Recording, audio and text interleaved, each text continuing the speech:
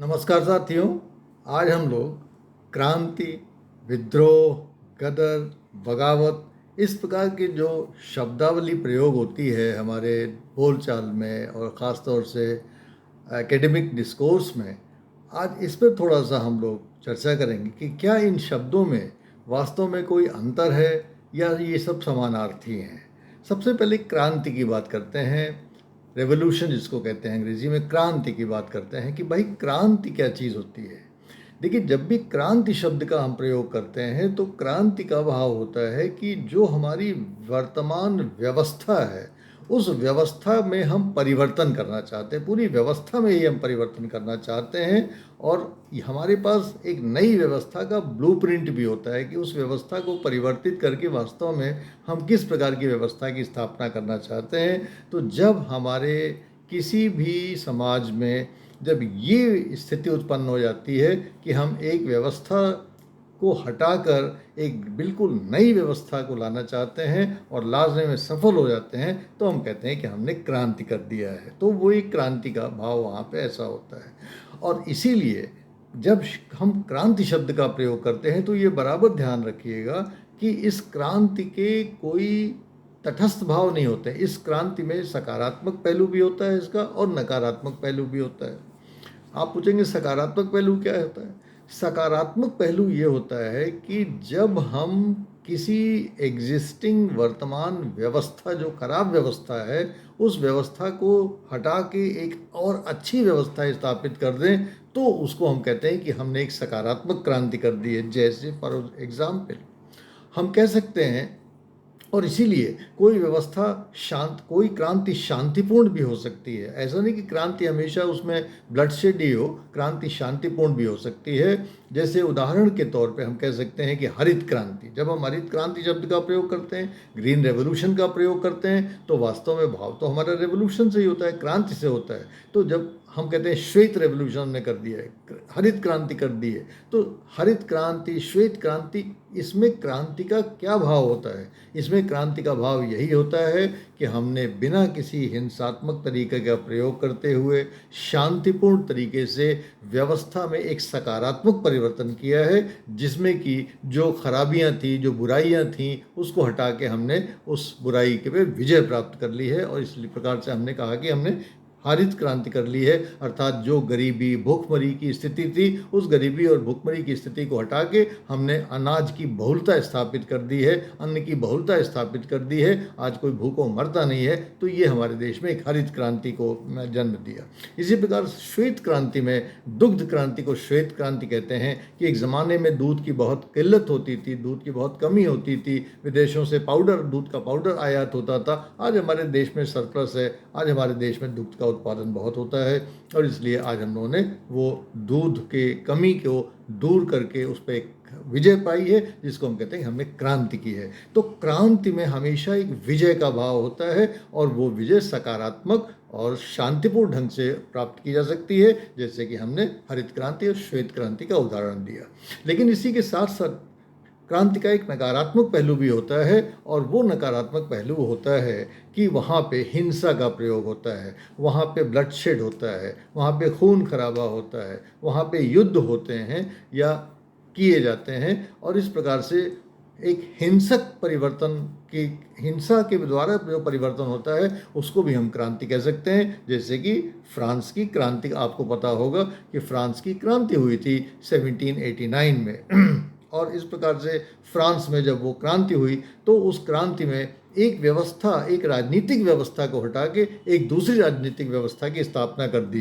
राजतंत्र को हटा के वहाँ पे लोकतंत्र की स्थापना, गणतंत्र की स्थापना की गई। और इस प्रकार से पूरा एक राजनीतिक व्यवस्था मूलक परिवर्तन हिंसा के माध्यम से हुआ, और उस हिंसा के माध्यम से जो परिवर्तन हुआ उसको भी हम क्रांति कहते हैं। तो क्रांति शांतिपूर्ण तरीके से भी हो सकती है, जैसा कि हरित क्रांति और श्वेत क्रांति में आपने देखा, और क्रांति हिंसक भी हो सकती है, जैसा कि फ्रेंच रेवोल्यूशन या फ्रांसीसी क्रांति के बारे में आपने देखा। क्रांति में एक खास बात यह है कि व्यवस्था तो जो परिवर्तित होती है उसमें एक नेतृत्व का भी बड़ी भूमिका होती है। जैसे कि अगर हमने हरित क्रांति की बात की तो हरित क्रांति में बाकायदा हम लोग नॉर्मन डी बोरलॉग को हमेशा याद करते हैं कि भाई वो हरित क्रांति के पूरे विश्व में एक प्रकार से जनक माने जाते हैं। इसी प्रकार से जब हम फ्रेंच क्रांति की बात करते हैं तो फ्रेंच क्रांति में भी हम रॉबेस्पियर को नहीं भूलते हैं जिन्होंने शुरुआत की, और हम नेपोलियन बोनापार्ट को नहीं भेजते हैं जिन्होंने कि इसका समापन किया। तो इस प्रकार से हर जो क्रांति होती है उसका एक नेता होता है, लेकिन वो क्रांति उसकी कोई वैयक्तिक उपलब्धि नहीं होती है, उसमें पूरे समाज का योगदान होता है, उसमें समाज के असंख्य लोग संलिप्त होते हैं और उनके सामूहिक प्रयासों से ही वो परिवर्तन होता है। तो अगर नॉर्मन डी बोरलॉग ने हरित क्रांति लाया तो जाहिर है उसके पीछे एक बहुत बड़ा और भी ग्रुप था जो समाज का जुड़ा हुआ था। उसी प्रकार नेपोलियन बोनापार्टी ने और रॉबेस्पियर ने अगर फ्रांस में फ्रांसीसी क्रांति लाया और एक गणतंत्र की स्थापना की, लोकतंत्र की स्थापना की, तो वो भी केवल व्यक्तिगत प्रयासों से नहीं था, उनका नेतृत्व व्यक्तिगत था, उसमें बहुत सारे लोग मौजूद थे। और जब भी हम लोग क्रांति की बात करते हैं तो क्रांति वास्तव में हमें एक सफलता का संकेतक देती है। व्यवस्था मूलक सफलता को जब हम संकेत कहते हैं तो वास्तव में वो एक प्रकार से क्रांति की श्रेणी में आता है। तो ये एक चीज़ ध्यान रखने की है। जब हम लोग विद्रोह शब्द का प्रयोग करते हैं, रिवोल्ट या रिबिलियन जिसको कहते हैं, विद्रोह शब्द का प्रयोग करते हैं, तो विद्रोह में भी बहुत सारे लोगों को क्रांति के ही लक्षण दिखाई देते हैं और क्रांति, उनको लगता है कि विद्रोह भी और क्रांति भी एक ही चीज़ है। लेकिन थोड़ा सा फर्क है, उस फर्क को समझते हैं कि क्रांति में हमने पूरी एक व्यवस्था को चुनौती दे के एक दूसरी व्यवस्था की स्थापना कर दी थी, लेकिन यहाँ पे विद्रोह में हम पूरी व्यवस्था को चैलेंज नहीं करते हैं, हम पूरी व्यवस्था को चैलेंज करके एक नई व्यवस्था की स्थापना करने का हमारे पास कोई ब्लूप्रिंट नहीं होता। लेकिन हाँ, हम विद्रोह में एक अथॉरिटी, एक प्राधिकार, एक अथॉरिटी अर्थात जो जो पावर होता है, सेंटर होता है, हम उसको चुनौती देते हैं कि हम आपको चुनौती देते हैं। और ये काम जो विद्रोह का काम है ये वैयक्तिक भी हो सकता है और सामूहिक भी हो सकता है। जैसे क्रांति वैयक्तिक नहीं हो सकती थी, लेकिन विद्रोह वैयक्तिक हो सकता है, रिवोल्ट वैयक्तिक हो सकता है। जैसे कि एक बच्चा अपने पिता से विद्रोह कर सकता है कि साहब हमें तो ऐसा नहीं करना है जैसा आप कह रहे हैं। अपने परिवार से विद्रोह कर सकता है कि भाई परिवार कहे कि नहीं साहब आप पढ़िए, वो कहे हमको तो राजनीति में जाना है। परिवार कहे कि आप खेलिए, वो कहे कि नहीं तो हमको तो पढ़ाई करनी है। तो विद्रोह इंडिविजुअल भी हो सकता है और विद्रोह सामूहिक भी हो सकता है। जैसे अगर कोई बच्चों की क्लास है और कोई शिक्षक मान लीजिए बहुत अच्छा पढ़ाता है और प्रबंधन तंत्र किसी कारण से उस शिक्षक को निकाल देना चाहता है या निकाल देता है, तो सारा का सारा बच्चे क्लास के विद्रोह कर देते हैं कि नहीं हम तो किसी दूसरे शिक्षक से पढ़ेंगे नहीं, हमारे तो उन्हीं शिक्षक को वापस बुलाया जाए। तो ये वैयक्तिक और सामूहिक दोनों के उदाहरण हैं जो कि शांतिपूर्ण विद्रोह के आपको सूचक हैं, जिसमें कि बच्चों ने कोई हिंसा नहीं की, लेकिन उन्होंने अपना प्रोटेस्ट दर्ज किया। किससे प्रोटेस्ट दर्ज किया? पिता से प्रोटेस्ट दर्ज किया। किससे दर्ज किया? परिवार से प्रोटेस्ट दर्ज किया। किससे प्रोटेस्ट दर्ज किया? अपने विद्यालय के प्रबंध तंत्र और प्राचार्य जी से अपना विद्रोह दर्ज किया। तो प्रोटेस्ट दर्ज करते हैं इसमें, और चाहे कोई व्यक्ति हो, चाहे पिता जैसे एक व्यक्ति हुआ और संस्था हुआ विद्यालय, तो उसी से आप कर सकते हैं। और कभी कभी रिवोल्ट या विद्रोह जो है वो वायलेंट भी हो सकता है। ऐसा नहीं कि रिवोल्ट और विद्रोह, रिबिलियन वायलेंट नहीं होते हैं, वो वायलेंट भी होते हैं। और इन विद्रोहों को जब हम देखते हैं, दुनिया में बहुत सारे ऐसे विद्रोह हुए हैं जो कि एग्जिस्टिंग अथॉरिटी के अगेंस्ट किए गए हैं। और नॉर्मली ये जो विद्रोह होते हैं उनको विद्रोह कहते ही इसलिए हैं कि एक प्रकार से जब वो अथॉरिटी को चुनौती देते हैं तो विद्रोह की श्रेणी में आ जाते हैं। लेकिन वो सफल होंगे या नहीं होंगे ये एक संदिग्ध चीज़ होती है। कभी वो सफल हो सकते हैं, कभी असफल भी होते हैं। ज़्यादातर असफल हो जाते हैं। ये रिवोल्ट या विद्रोह असफल हो जाते हैं तो वो एक प्रकार से रिवोल्ट की श्रेणी में आ जाते हैं। लेकिन बेसिकली जो फंडामेंटल डिफरेंस हुआ वो ये हुआ कि जहाँ क्रांति में हम व्यवस्था के अगेंस्ट एक हमारा प्रतिशोध होता है, व्यवस्था को हटा के एक नई व्यवस्था की स्थापना का प्रयास होता है, वहीं पे विद्रोह में केवल एक हमारा उनके प्रति आक्रोश होता है, एक प्रोटेस्ट होता है एग्जिस्टिंग अथॉरिटी के प्रति, लेकिन पूरी व्यवस्था को बदलने का हमारे पास कोई ब्लूप्रिंट नहीं होता है। और ये हिंसक और अहिंसक दोनों प्रकार के हो सकता है। तीसरा जो टर्म यूज़ होता है, अक्सर आपने सुना होगा गदर या बगावत या म्यूटनी या अपराइजिंग, कि भाई वहाँ पे एक प्रकार से गदर हो गई है, बगावत हो गई है। तो ये बगावत क्या चीज़ होती है, गदर क्या चीज़ होती है, म्यूटनी क्या चीज़ होती है? देखिए यहाँ पे जो थोड़ा सा हमको समझने की ज़रूरत है कि जो हमारा विद्रोह का तत्व था, उस विद्रोह से थोड़ा सा ये माइल्ड होता है।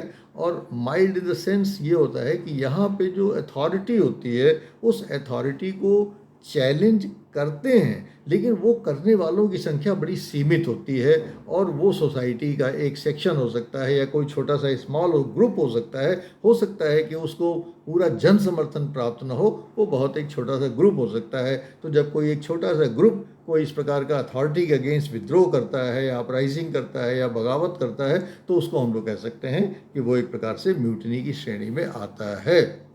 और यहाँ पे जो विद्रोह, जहाँ पे ये बगावत होती है, ये बगावत उस एक व्यक्ति के निर्देशों के विरुद्ध हो सकती है, उसके आदेशों के विरुद्ध हो सकती है, एक किसी एग्जिस्टिंग रूल रेगुलेशन या कानून के विरुद्ध हो सकती है, या स्वयं सरकार के कामकाज के विरुद्ध हो सकती है। किसी भी प्रकार का जो जो विद्रोह होता है, वो एक प्रकार सा प्रतिरोध है, हमारा जो जो प्रोटेस्ट है उसको व्यक्त करता है। और वो व्यक्त हम किसी भी प्रकार से कर सकते हैं। लेकिन नॉर्मली ये जो बगावत होती है, ये जो गदर होता है, ये बहुत सीमित होता है, और इसका जो कार्यकाल होता है वो बहुत ही क्षणिक भी होता है। ज़्यादा देर तक ये चलता नहीं है, और नॉर्मली इसको दबा दिया जाता है। इसको इनइफेक्टिव हम विद्रोह कह सकते हैं, कि अप्रभावी विद्रोह टाइप का ये होता है।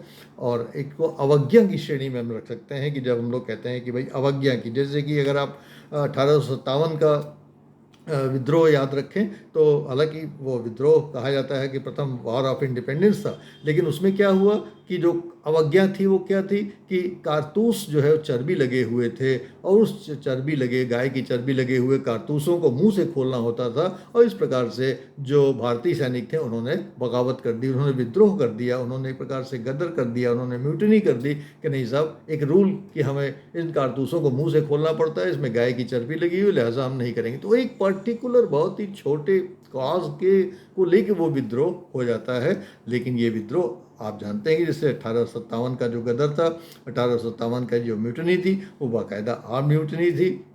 उसमें बहुत सारे भारतीय सिपाहियों का एक प्रकार से योजनाबद्ध एक कार्यक्रम था। वो किसी वजह से वो असफल हो गया, लेकिन ज़्यादातर इस प्रकार की जो चीज़ें असफल हो जाती हैं, क्योंकि वो अथॉरिटी को मैच नहीं कर पाती, और अथॉरिटी उनको नॉर्मली दबा देती है, क्योंकि वो आर्म्ड होते हैं, वो वायलेंट होते हैं। इसलिए अथॉरिटी को इस बात की पूरी इजाज़त होती है कि वो भी उनको उसी वायलेंस से या ग्रेटर वायलेंस से उनको वो दबा सके। तो इस प्रकार से हमने देखा कि क्रांति में, विद्रोह में और बगावत में या म्यूटिनी में थोड़ा सा छोटा सा डिफरेंस है, बहुत ही बारीक डिफरेंस है, और इस डिफरेंस को हमें ज़रूर याद रखना चाहिए, इसको समझने की कोशिश करना चाहिए। इस संबंध में अगर आपके कोई सुझाव हो, प्रतिक्रिया हो, तो ज़रूर हमसे अवगत कराने की कृपा करेंगे। Thank you so much.